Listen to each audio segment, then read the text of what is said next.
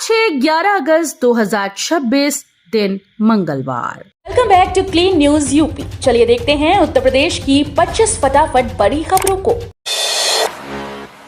योगी सरकार का बड़ा फैसला, हाउस वाटर टैक्स के लाखों बकायेदारों को ओटीएस से राहत। उत्तर प्रदेश में house tax, water tax, sewer कर के लाखों बकायेदारों को योगी सरकार राहत देने जा रही है। प्रदेश के सभी 762 नगरीय निकायों में एक मुश्त समाधान योजना लागू करने का फैसला लिया गया। इसका लाभ 17 नगर निगम, 200 नगर पालिका परिषद और 545 नगर पंचायतों के लंबित संपत्ति कर बकायेदारों को मिलेगा। सरकार का लक्ष्य पुराने बकायों का सरल तरीके से निस्तारण कराना है। 2026-27 छात्रवृत्ति योजना के आवेदन शुरू, नए छात्रों को 21 सितंबर तक का समय। उत्तर प्रदेश में छात्रवृत्ति का इंतजार कर रहे छात्रों के लिए बड़ी खबर है। पिछड़ा वर्ग कल्याण विभाग की पूर्व दशमोत्तर छात्रवृत्ति और शुल्क प्रतिपूर्ति योजना के तहत वर्ष 2026-27 के लिए आवेदन प्रक्रिया 11 अगस्त से शुरू हो रही है। छात्र 25 अगस्त तक आवेदन कर पाएंगे, जबकि नए छात्रों के लिए आवेदन की अंतिम तारीख 21 सितंबर तय की गई। पिछले 9 वर्षों में इस योजना के जरिए 22 करोड़ से अधिक छात्रों को आर्थिक सहायता मिल चुकी है। यूपी के युवाओं को योगी सरकार देगी 5 लाख तक का लोन, न ब्याज लगेगा, न देनी होगी गारंटी। उत्तर प्रदेश के युवाओं के लिए अपना कारोबार शुरू करने का सुनहरा मौका है। योगी सरकार की युवा उद्यमी योजना के तहत पात्र युवाओं को 5 लाख रुपए तक का ब्याज मुक्त और गारंटी मुक्त लोन देने का प्रावधान है। खास बात यह है कि कारोबार शुरू करने के लिए युवाओं को अपनी संपत्ति गिरवी रखने या किसी तरह की गारंटी देने की जरूरत नहीं होगी। सरकार ब्याज और गारंटी का प्रावधान करेगी। योजना का उद्देश्य युवाओं को स्वरोजगार से जोड़ना, नए उद्यम को बढ़ावा देना और रोजगार के अवसर पैदा करना है। राम मंदिर में सीईओ नियुक्ति की तैयारी तेज, 5200 आवेदनों की स्क्रीनिंग पूरी, संत ने उठाए सवाल। अयोध्या राम मंदिर में सीईओ की नियुक्ति की प्रक्रिया तेज हो गई है। सेवानिवृत्त जस्टिस प्रमोद कोहली की अध्यक्षता वाली 3 सदस्यीय कमेटी ने सीईओ पद के लिए मिले करीब 5200 आवेदनों की स्क्रीनिंग पूरी कर ली है। चयनित आवेदकों के इंटरव्यू 11 और 12 अगस्त को होंगे। वहीं नियुक्ति से पहले राम मंदिर की धार्मिक समिति के सदस्य मिथिलेश नंदिनी शरण ने कहा कि मंदिर की धार्मिक व्यवस्था संतों के हाथ में रहनी चाहिए। उन्होंने कहा कि सीईओ प्रशासनिक व्यवस्था संभालें, जबकि आस्था और मंदिर की परंपराओं का संचालन संतों की निष्ठा और अनुभव के अनुरूप हो। यूपी के 6 शहरों में होगी अग्निवीर भर्ती रैली, 17 अगस्त से शुरू होगा अभियान। उत्तर प्रदेश के युवाओं के लिए सेना में अग्निवीर बनने का बड़ा मौका आने वाला है। प्रदेश के 6 शहरों में तीसरी अग्निवीर भर्ती रैली आयोजित की जाएगी। भर्ती रैली की शुरुआत 17 अगस्त से मेरठ में होगी और यह सिलसिला 14 अप्रैल 2027 तक चलेगा। बड़ी संख्या में अभ्यर्थियों के पहुंचने की संभावना को देखते हुए योगी सरकार ने तैयारियां तेज कर दी।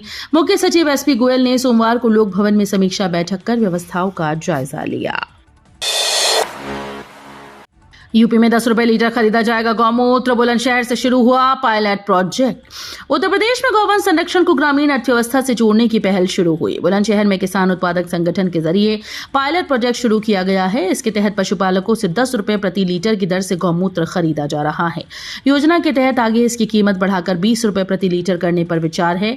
सरकार का लक्ष्य है कि पशुपालकों को दूध के अलावा गौमूत्र से भी अतिरिक्त आय मिल सके। बुलंदशहर में मॉडल सफल होने के बाद इसे चरणबद्ध तरीके से प्रदेश के अन्य जिलों में लागू करने की तैयारी है। यमुना सिटी में खुलेंगी 4 नई यूनिवर्सिटी, सेक्टर 17A और 22E बनेंगे एजुकेशन हब। यमुना सिटी को बड़े एजुकेशन हब के रूप में विकसित करने की तैयारी तेज हो गई। सेक्टर 17A और सेक्टर 22E में नए विश्वविद्यालयों के लिए जमीन आवंटन और निर्माण का कार्य चल रहा है। 3 नए विश्वविद्यालयों ने नक्शा पास कराने के बाद निर्माण शुरू कर दिया है, जबकि 4 और विश्वविद्यालयों के लिए भूमि आवंटन की प्रक्रिया शुरू हो गई। सेक्टर 17 में गलगोटिया और नोएडा इंटरनेशनल विश्वविद्यालय के साथ निम्स मेडिकल कॉलेज संचालित है। यूपी में आज से रंग दे बसंती अभियान, डर के खिलाफ युवा उठाएंगे रचनात्मक आवाज।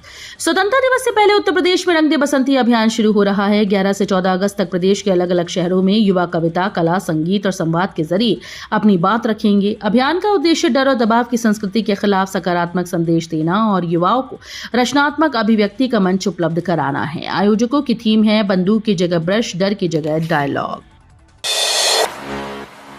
यूपी में युवाओं को रोजगार की सीधी राह, 9 होटल समूह बने ट्रेनिंग पार्टनर। उत्तर प्रदेश में युवाओं को रोजगार से जोड़ने के लिए कौशल विकास मिशन ने होटल उद्योग को प्रशिक्षण व्यवस्था से जोड़ा है। लखनऊ और आगरा के 9 होटल व होटल समूहों को ट्रेनिंग पार्टनर बनाया गया। अब हॉस्पिटैलिटी सेक्टर में प्रशिक्षण सिर्फ प्रमाण पत्र तक सीमित नहीं रहेगा। युवाओं को होटल इंडस्ट्री की जरूरत के मुताबिक व्यवहारिक प्रशिक्षण दिया जाएगा। ताजमहल, मैरियट, रमाडा, हयात और रेनेसा समेत कई संस्थानों की विशेषज्ञता का लाभ मिलेगा।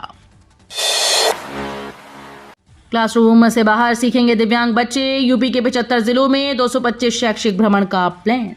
उत्तर प्रदेश में दिव्यांग बच्चों को पढ़ाई के साथ व्यवहारिक अनुभव देने के लिए खास पहल शुरू की जा रही है। समग्र शिक्षा के तहत अक्टूबर से अगस्त के बीच प्रदेश के सभी 75 जिलों में 3-3 एक्सपोजर विजिट कराई जाएंगी, यानी कुल 225 भ्रमण होंगे। प्रत्येक विजिट में 50 दिव्यांग बच्चों को शामिल किया जाएगा। इसके लिए हर जिले को 1.5 लाख रुपए की राशि दी गई। एक भ्रमण पर अधिकतम 50,000 खर्च होंगे। किसानों को मिली वैज्ञानिक खेती की सीख। उन्नत गन्ना प्रजाति की कराई गई बुवाई। कसर क्षेत्र के ग्राम चिकरिया में कुंभी चीनी मिल ने मानसून गन्ना बुवाई अभियान की शुरुआत की। गन्ना प्रबंधक पुष्पेंद्र सिंह ने किसान सुरेश वर्मा और पुनीत वर्मा के खेतों में फीता काटकर अभियान का शुभारंभ किया। इस दौरान उन्नत गन्ना प्रजाति कोशा 20016 की बुआई भी कराई गई। कृषक गोष्ठी में किसानों को वैज्ञानिक पद्धति अपनाने की सलाह दी गई। बेहतर उत्पादन और चीनी रिकवरी के लिए 4 फीट की दूरी पर एकल कतार में बुआई, बीज उपचार और स्वीकृत उन्नत प्रजातियों के चयन पर जोर दिया गया। रक्षाबंधन पर रेलवे का बड़ा तोहफा। यूपी उत्तराखंड के बीच चलेंगी 6 स्पेशल ट्रेन। रक्षाबंधन के त्योहार पर यात्रियों की बढ़ती भीड़ को देखते हुए रेलवे ने बड़ी राहत दी। यूपी और उत्तराखंड के बीच लखनऊ, बरेली, रुड़की और हरिद्वार रूट पर 6 स्पेशल ट्रेनों का संचालन किया जाएगा। ये ट्रेन 22 अगस्त से 31 अगस्त 2026 तक चलेंगी। त्योहार के दौरान कई ट्रेनों में रिजर्वेशन फुल होने के कारण यात्रियों को परेशानी का सामना करना पड़ रहा था। मुस्लिम वोट बैंक पर सियासी खींचतान। एआईएमआईएम की बढ़ती सक्रियता से सपा कांग्रेस अलर्ट। यूपी विधानसभा चुनाव से करीब 6 महीने पहले असदुद्दीन ओवैसी की पार्टी एआईएमआईएम ने पश्चिमी यूपी में सक्रियता बढ़ा दी। 1.5 महीने में ओवैसी बहराइच, बिजनौर, सहारनपुर, मुरादाबाद में बड़ी जनसभाएं कर चुके हैं। ये इलाके सपा के पारंपरिक मुस्लिम गढ़ माने जाते हैं। ओवैसी की सभाओं में जुट रही भीड़ और उनके तेवरों से सपा की चिंता बढ़ गई। 2022 में कई सीटों पर एआईएमआईएम को मिले वोट सपा उम्मीदवार की हार के अंतर से भी ज्यादा थे। इस वजह से सपा कांग्रेस अब एआईएमआईएम के प्रभावशाली मुस्लिम नेताओं को अपने पाले में लाने की कोशिश में जुटी है। यूपी चुनाव से पहले कांग्रेस का बड़ा दांव। पूर्व सांसद शेख मस्तान को मिली अहम जिम्मेदारी। यूपी चुनाव से पहले कांग्रेस ने संगठन को मजबूत करने की कवायद तेज कर दी। कभी कांग्रेस का गढ़ रहे इलाके में पार्टी अब दोबारा अपनी जमीन तलाश रही है। 1990 के बाद कमजोर हुए संगठन और दूसरे दलों में गए जमीनी नेताओं के बीच कांग्रेस ने नई रणनीति तैयार की। इसी कड़ी में आंध्र प्रदेश के पूर्व सांसद शेख मस्तान को बड़ी जिम्मेदारी सौंपी गई। पार्टी का फोकस एनसीआर में संगठन को मजबूत करने और कार्यकर्ताओं को सक्रिय करने पर है।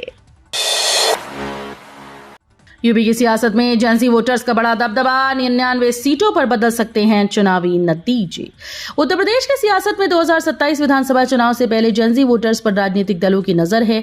पिछले विधानसभा चुनाव में प्रदेश के 99 सीटों पर जीत हार का अंतर 10,000 से कम रहा था। ऐसे में युवाओं के वोट कई सीटों पर नतीजे बदल सकते हैं। करीब 15% युवा मतदाता निर्णायक भूमिका में आ सकते हैं। बीजेपी, सपा, बसपा समेत क्षेत्रीय दल युवाओं को साधने में जुटे हैं। रोजगार, सरकारी नौकरी, पेपर लीक, प्रतियोगी परीक्षाओं की पारदर्शिता और महंगाई जैसे मुद्दे युवा वोटर्स के लिए अहम हो सकते हैं।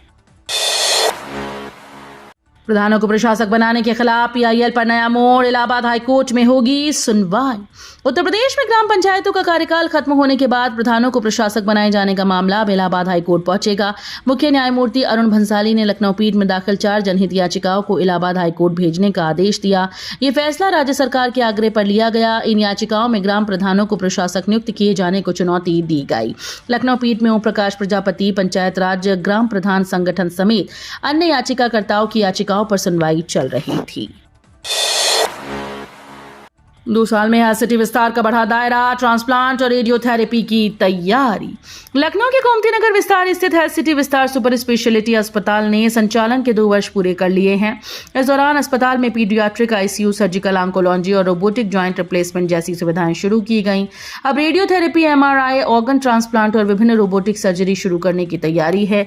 अस्पताल प्रबंधन के मुताबिक मरीजों को गंभीर इलाज के लिए दूसरे शहरों की ओर न जाना पड़े, इसके लिए सेवाओं का विस्तार किया जा रहा है। लखनऊ समेत यूपी के 5 शहरों में सीएनजी महंगी, 3 रुपए प्रति किलो बढ़े दाम। उत्तर प्रदेश के 5 शहरों में सीएनजी के दाम बढ़ गए। ग्रीन गैस लिमिटेड ने लखनऊ, आगरा, अयोध्या, सुल्तानपुर, उन्नाव में सीएनजी की कीमत 3 रुपए प्रति किलो बढ़ाई। नई दरें 8 अगस्त से लागू हो गई हैं। लखनऊ में सीएनजी अब 102 रुपए की जगह 105 रुपए प्रति किलो मिलेगी। पेट्रोल और डीजल के दाम स्थिर रहने के बीच सीएनजी की कीमत बढ़ने से ऑटो टैक्सी चालकों और निजी वाहन मालिकों पर अतिरिक्त बोझ पड़ेगा। राष्ट्रीय संपत्तियां बेचने के बजाय रोजगार दे सरकार, मायावती ने केंद्र पर साधा निशान। बसपा प्रमुख मायावती ने बेरोजगारी, महंगाई, शिक्षा, भ्रष्टाचार को लेकर केंद्र और राज्य सरकार पर निशाना साधा। उन्होंने कहा कि राष्ट्रीय संपत्तियों को बेचने के बजाय सरकारों को युवाओं के लिए रोजगार के अवसर पैदा करने चाहिए। मायावती ने दावा किया कि बसपा सरकार के दौरान पुलिस और पंचायती राज विभाग में करीब 2.5 लाख नए सरकारी पद सृजित किए गए थे। उन्होंने जंतर मंतर पर 36 दिन चले आंदोलन का जिक्र करते हुए कहा कि इससे बेरोजगारी और शिक्षा जैसे मुद्दों को राष्ट्रीय महत्व मिला है। अलीगंज अग्निकांड के बाद नई व्यवस्था, जियो पोर्टल से पकड़े जाएंगे अवैध निर्माण। अलीगंज अग्निकांड के बाद उत्तर प्रदेश में अवैध निर्माण पर शिकंजा कसने की तैयारी तेज हो गई है। प्रदेश के विकास प्राधिकरण में होने वाले अवैध निर्माण और स्वीकृत मानचित्र से अलग किए जा रहे निर्माण कार्यों की निगरानी आधुनिक तकनीक से होगी।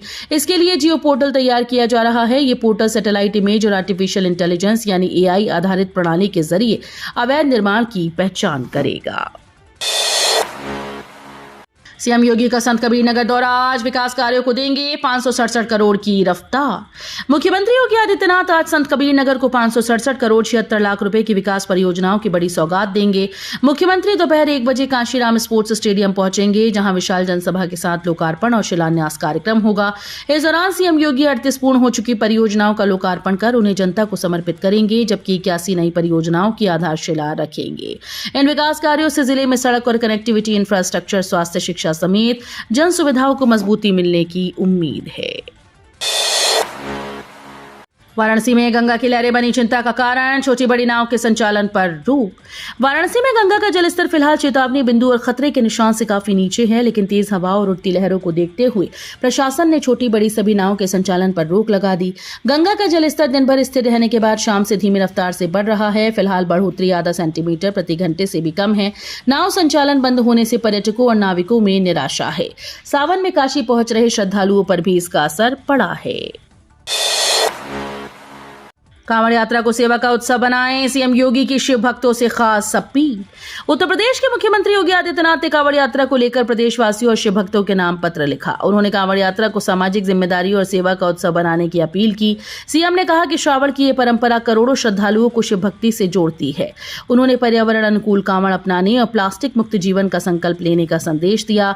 साथ ही अपील की कि यात्रा के दौरान रास्ते में एम्बुलेंस या स्कूल वाहन आए तो उसे पहले रास्ता दिया जाए।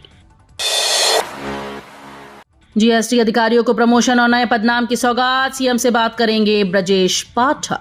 लखनऊ में जीएसटी ऑफिसर सर्विस एसोसिएशन के 55वें वार्षिक अधिवेशन में उप मुख्यमंत्री ब्रजेश पाठक ने अधिकारियों की मांगों पर बड़ा आश्वासन दिया है। उन्होंने कहा कि राज्य कर विभाग के अधिकारियों के कैडर का पुनर्गठन जरूरी है। इसके साथ ही समय पर पदोन्नति और पदनाम बदलने की मांग को भी पूरा कराने के लिए मुख्यमंत्री से बात की जाएगी। ब्रजेश पाठक ने कहा कि राज्य कर विभाग प्रदेश के कुल राजस्व में आधे से अधिक योगदान देता है। सुल्तानपुर के मजरू पार्क की बदलेगी तस्वीर, 1.5 करोड़ से बनेगा स्पोर्ट्स हब। सुल्तानपुर में खेल प्रतिभाओं को निखारने की दिशा में नगर पालिका परिषद ने बड़ी पहल शुरू की है। सिविल लाइन की वीवीआईपी कॉलोनी स्थित करीब 1 दशक से बदहाल मजरू सुल्तानपुरी पार्क को अब स्पोर्ट्स हब के रूप में विकसित किया जाएगा। मुख्यमंत्री वैश्विक नगरोदय योजना के तहत पार्क के कायाकल्प पर करीब 1 करोड़ 50 लाख रुपए खर्च किए जाएंगे। यहाँ खिलाड़ियों के अभ्यास के लिए आधुनिक खेल उपकरण लगाए जाएंगे। इससे स्थानीय खिलाड़ियों को सुबह शाम नियमित अभ्यास की सुविधा मिलेगी। तो ये थी आज की 25 फटाफट बड़ी खबरें। अगर आपको न्यूज पसंद आई हो तो वीडियो को लाइक और शेयर जरूर करें। धन्यवाद।